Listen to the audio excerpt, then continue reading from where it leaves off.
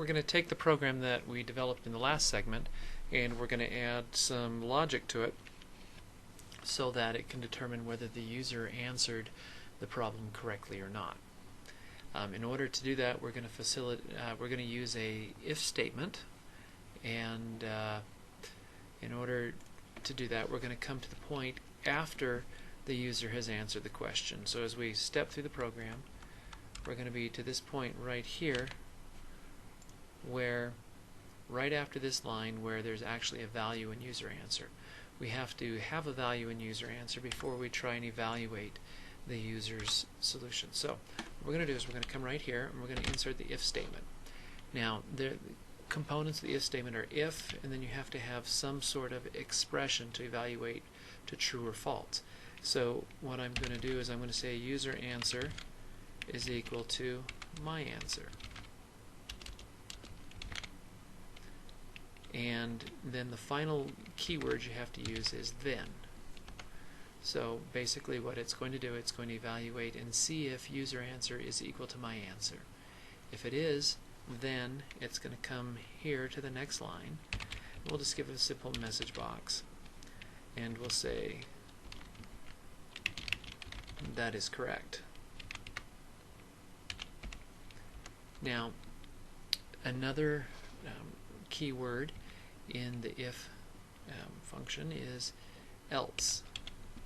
And this is what we do if this is not correct. So if user answer is equal to my answer, if it returns a true, then we will come in here and start processing, and we could add as many lines as we want.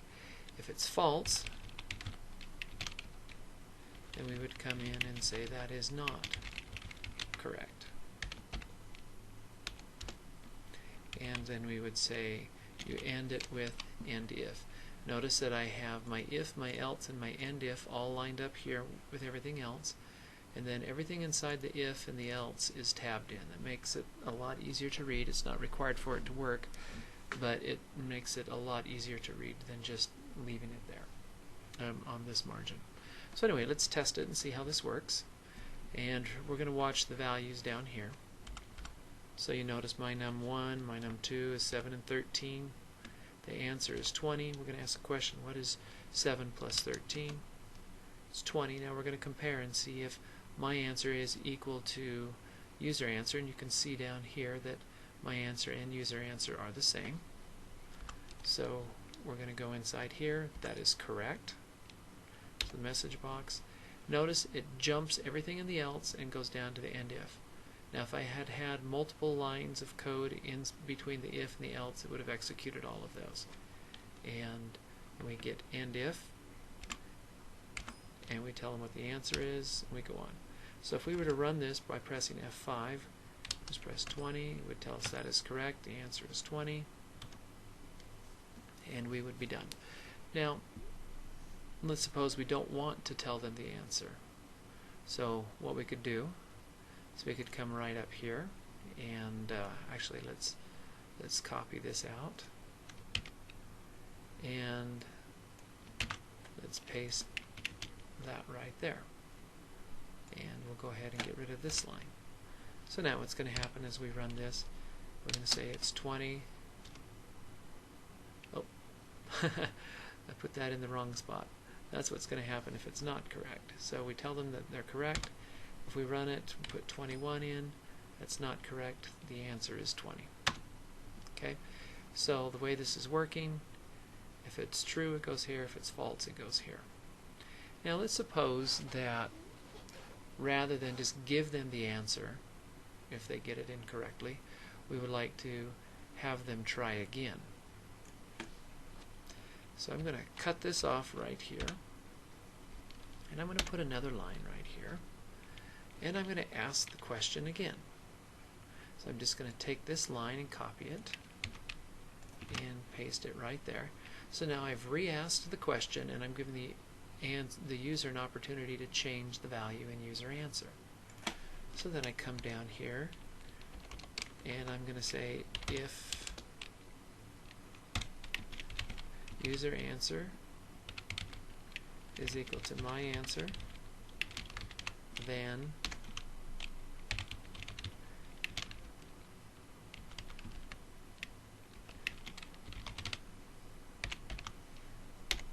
However, if they don't get it right,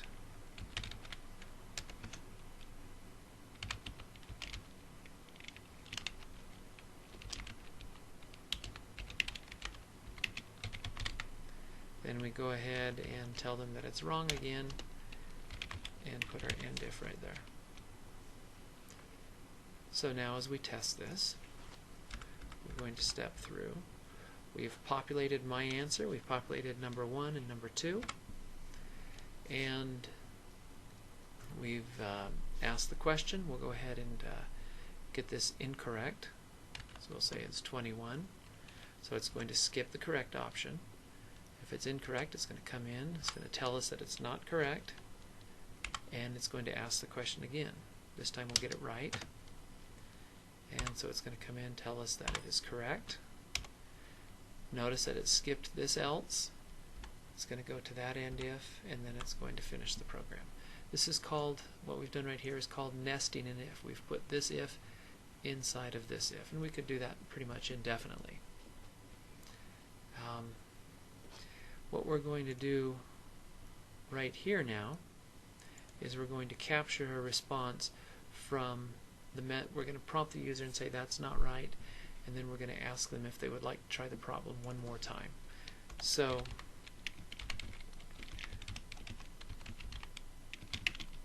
I'm going to put a new variable here. I'm going to call it user try again, and I'm going to ask let's see, we'll put user try again here, and we'll ask the question.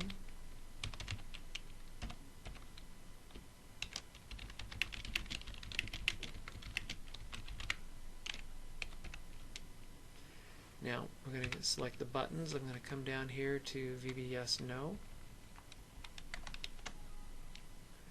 I have to put a parenthesis on the end of my expression there. So now what's going to happen is I'm going to ask them if they would like to try again. If they would,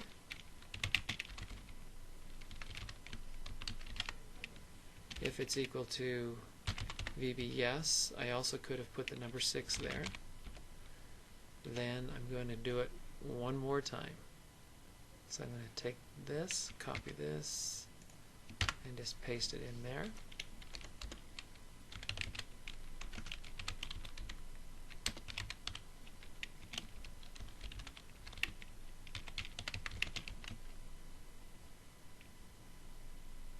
Oops. Okay. If they said yes, then I want to do that. I'm going to ask them the question again. If they say no, then I'm going to tell them it's maybe better that you take a break.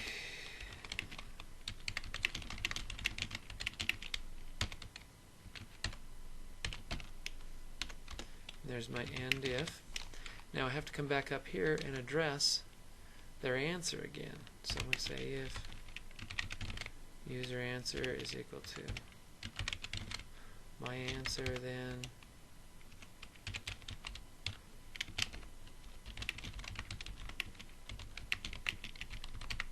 we'll tell them you finally got it right. If they missed it again, we'll put them out of their misery and tell them what the answer was.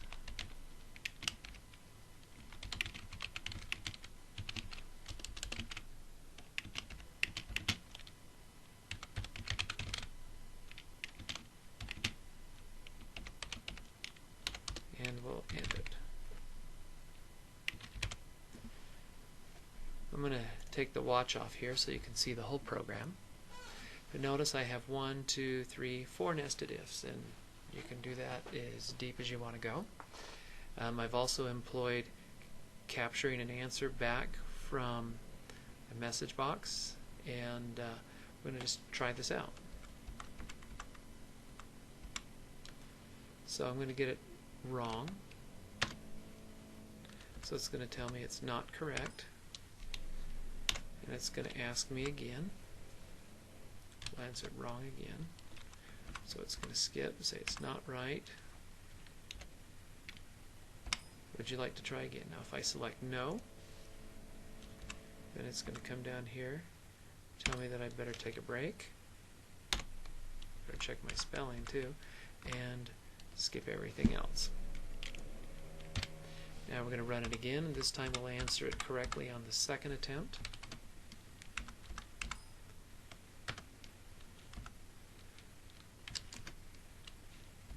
And it's going to tell me that's right.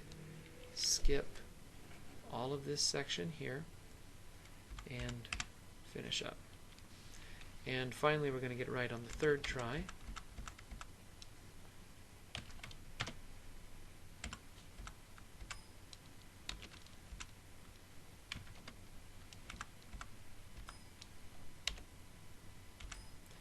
I'm going to say yes, I'd like to try again.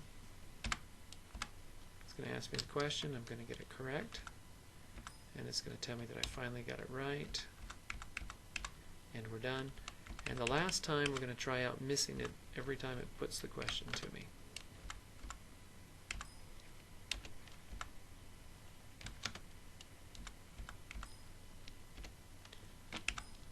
Yes, I'd like to try it again. I'm going to get it wrong, and it tells me the answer. Oops. And we finish up. Probably we ought to change this answer, tell them that it's incorrect again, and tell them what the right answer is. But anyway, that's how to use an if and how to nest an if.